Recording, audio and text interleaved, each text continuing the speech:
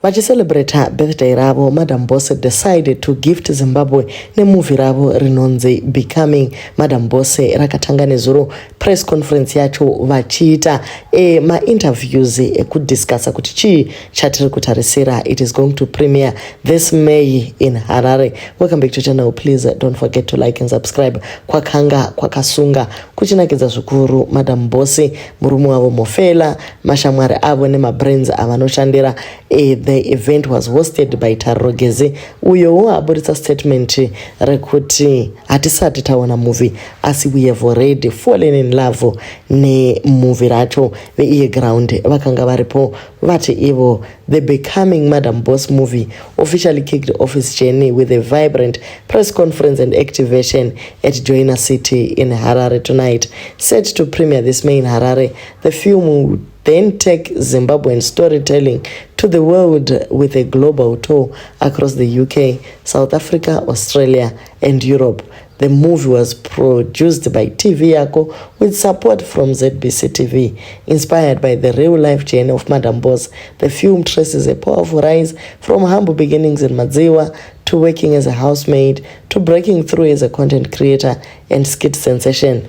Madam Boss has been to the BET Awards and has over the years earned multiple international accolades and cementing a place as one of Africa's leading digital influencers from the village to the world. This is more than a movie. It is a movement. Pakuzobvunzwa natariro kuti zvakafamba sei, how did this come about? Kuri kunze Mukoma Stanley vakamuvinga vakati since wamboenda kunana BET and you are an international sensation, vanhu havasi kukuziva out there. Yes, you can be known in Zimbabwe, but out there people need to know your story. So ndo pakatangira nyaya yacho. This was acted 5 years ago, asi yakazombomiswa movie iyi nekuti pakanga pasina mafanzi. ZBC yakazoricha out ikati aiwa pakanaka pano apa regai tiise mari pazviri. So movie rakatoactiwa muna May takutoita masinemazi. MC Manyama Tarogezi vakabva vangoti ivo we didn't even watch the movie and I'm already emotional. Last night I had the honor of serving as the MC for the official launch of Becoming Madam Boss and it was truly an incredible experience. While we didn't watch the movie, we got something even more meaningful. We got to understand the story behind it, from hearing from the producers to unpacking the journey to discovering who Madam Boss really is behind the scenes. It was powerful, inspiring, and deeply moving. This is more than just a film. It's a story of becoming. The movie is coming to your screen soon and the early bird tickets are already available for $20. Zimbabwe, the world is not ready for what's coming. Vachibvunzurudzwa kuti what is different about this movie. Amaizi Yambi vanova ivo producer wemovie iyi uye vane imwewo party yavari kuacta vari kuti this is international standard kubva kumakamera acho, kubva kuproduction team yacho, zvese zvinogona kutopinda kana paNetflix chaipo. Imikani zvinhu zvacho zvinodadisa. Manetizens ari kufara, vamwe vakati anything to do with Maidzabu chero ndakafa, please ndimutsei. Behind every successful man there is a cool man, cool, calm, mature husband. It's not easy going this far. Congratulations, this is so inspiring to all young women in our nation. Stay focused, you can do it. Vamwe vakati chokwadi, they surely took their time. I hope they wrote and reshot and rewrote at least half of that film. Hapana kumboteedzera apa ndevamwe vane zvavari kufunga mumusoro mavo vakati regai vazvianze. Hapana kumboteedzera maititi apa zvakatangwa kare izvi. It's only zvakaitwa nevanhu vane hana chete ndiye akatotanga. Vamwe vakati I smell Hollywood soon. Weudhane muzukuru. Congratulations to Madam Boss on this iconic moment. It's super inspiring and refreshing to see women filmmakers and stories being told that are uplifting and meaningful.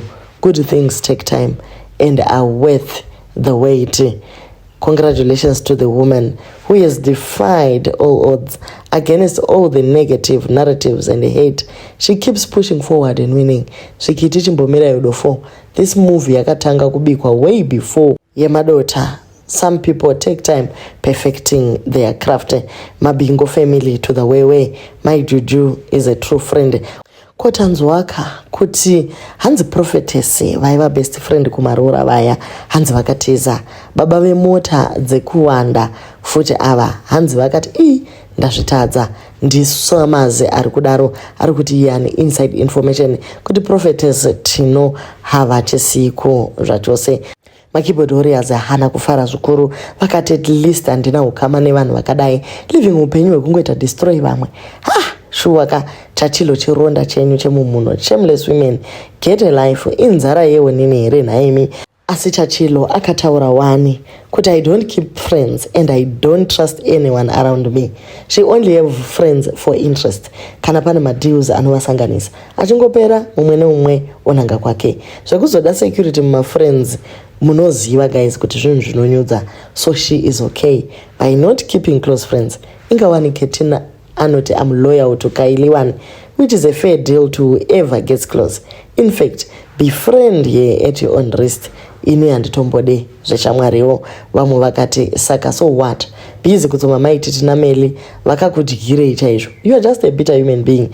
You are not even happy nelife yako. Ndosaka uchitarisa kuti Meli naFeli vari kuita everyday. In fact, Meli naFeli are your bosses.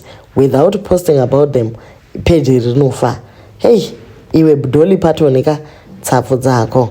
So ndevamwe vari kutukana naSamaze vakati hapana chaunogona kuita kana usina kutaura zita rakamuchacha. Vari kumira naye samazuva ose. Mushure mechiitiko chakanaka chepress conference Madam Bose vati ivo vari kuda kutenda zvikuru. First, from the bottom of my heart, thank you to each and every one of you who flooded me with love and birthday wishes. I'm overwhelmed and so grateful.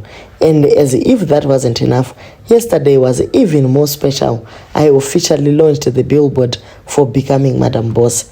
This dream has been a long time coming, and I couldn't have done it without you all by my side. Here's to us. Here's to dreams.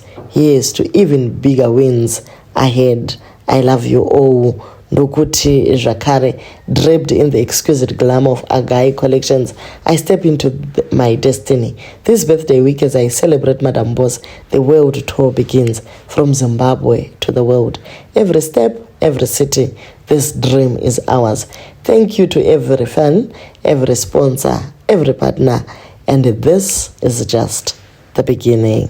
Aiwa munhu wese atendwa tichange tichingokupai zviri mumastreets omo uye movie parinouyawo guys tova isusu vekutanga kundoona premiere idzi. Thank you guys so much for watching and please don't forget to like, share and subscribe.